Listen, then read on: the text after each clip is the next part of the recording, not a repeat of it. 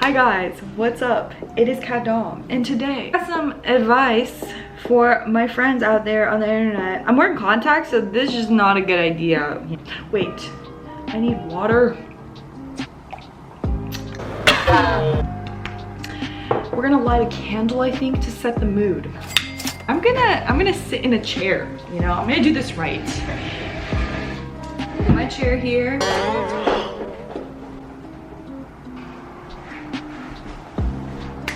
So, not everyone's gonna be following their good habits 100% of the time. I feel like half of the habits that I have in my life now have been kind of implemented in the past year.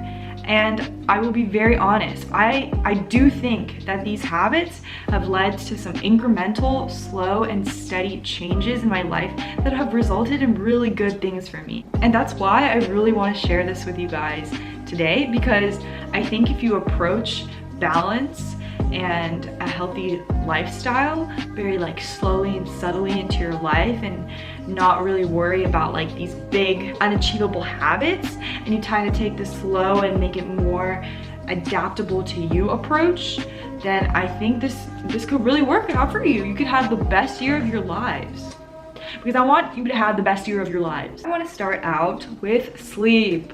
Oh, sleep. I feel like college kids don't get enough of this. And during the weekdays, everyone is literally staying up super late to do assignments, to do homeworks, and then on the weekends, everyone parties hard. Where is the balance? Sometimes you need to work less because you need a break. Everyone needs a break. Everyone needs to have some time to themselves, to take a deep breath, to get rejuvenated, because then you're just going to be burnt out, and no one likes to be burnt out, because burnt out leads to no productivity whatsoever. And even if you tell yourself you're gonna sit down for 8 hours and study for a test or an exam, it's not gonna go so well because you've been pushing yourself too hard. So make sure you take some time aside, schedule into your calendar, dinner with friends, kick back with org, hiking with family, anything that's gonna make you feel good. And if I see it in the GCal, there ain't no changing what's on the GCal. It is just not a flex to say you've only had 2 hours of sleep or no sleep at all. I think it's even a bigger flex if you say that you got a full 8 hours, because girl, I wish I could be you. Have some kind of consolidation of all of the life events, brain dumps you need into one place. And for me, that place is Notion. I love Notion. And unlike every single YouTuber out there, I'm not sponsored by Notion whatsoever. I am just obsessed with it. You can have a calendar in there. I personally prefer GCal. I don't think the Notion calendar is at GCal's level. If this was Notion, GCal is shoot up there. I have like different sections of my Notion. I have a career section and I have like a wish list section. Quick life hack: don't just buy something you see immediately. Wait a week and see if you still want it, and if you wait a week and see, you might actually need it, but otherwise it's probably like an impulse thing. And it's really good to, you know, to have control over that, because bro, capitalism be getting us. Sometimes with classes, they might not be structured. Like in high school, I feel like there was like assignments. You had to get like a certain number of daily grades and a certain number of major grades. And so it was very structured, and you had a homework assignment every single week. Maybe your first few classes will be like that. It just becomes a mush of whatever like the professor is feeling that week, and you'll start having this like growing list of tasks, and your professor will be like, oh, in the next 4 weeks, remember, we're gonna have that random lab that you'll have to come in a random Tuesday evening at 6 o'clock.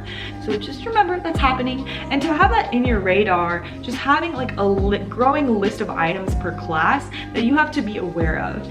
And it's definitely not good to have that in one page, right? So having a list for each class, and I feel like Notion really like breaks that down and makes things feel organized and separated, and not just a jumble of what it might feel like in your brain, and just putting it on, I was about to say paper, but putting it on in the digital world, on the cloud, and not having to worry about it taking space on your laptop, taking space in your head, and just being out there.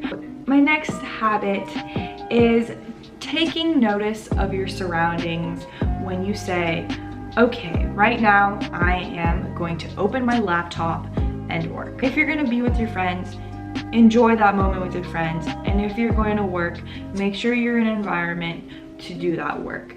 I feel like a lot of us, including me, I do this all the time, where I'll be like, okay, I need to get some work done. Let's go to a study room, and you go with like 10 of your friends and no work gets done. And then you feel frustrated with yourself.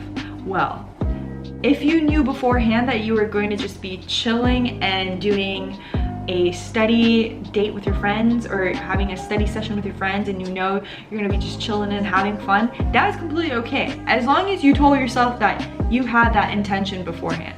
But if you really thought you were gonna be doing work, if you really thought you were going in that room with all your besties and be sipping chai on that hot tea of whatever's going on in campus, then you were wrong. Do not think you're gonna be getting work done, okay? Just enjoy it, or go somewhere where you know you're gonna focus. My way of studying is to go to a very nicely lit building that has windows. It doesn't matter if it is a cafe, it doesn't matter if it's the library, a school building, maybe a classroom, but if it has those windows, night or day, I love a beautiful view. It keeps me feeling like I'm not closed in a cramped space, and I get my productivity state flowing and going. It is amazing. My fifth tip is perfectionism. Let it go. Let that out the window. Flush it away. Drop it off the building. Because we do not need perfectionism. Perfectionism is just a roadway to disappointment. If you think you're gonna get 100 on every single exam, please, that's not possible. If you think you're gonna get an A in every single class, that's really hard, and you might be losing sleep and your sanity because of it.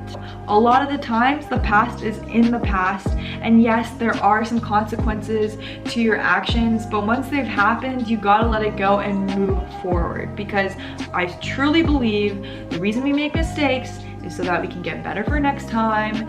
And I know that's the most basic ideology that one can have, but it's so true. I have a friend, and he always tells me it is what it is, and I hate him for saying it, because I definitely don't follow this advice 100% of the time, but it truly is, it is what it is. Like, sometimes life just happens, you gotta accept it and move on and do it better the next time and kick butt doing it. But yeah, if you have any questions, definitely comment down below, DM me, and make sure to like, subscribe, and comment down below. Peace.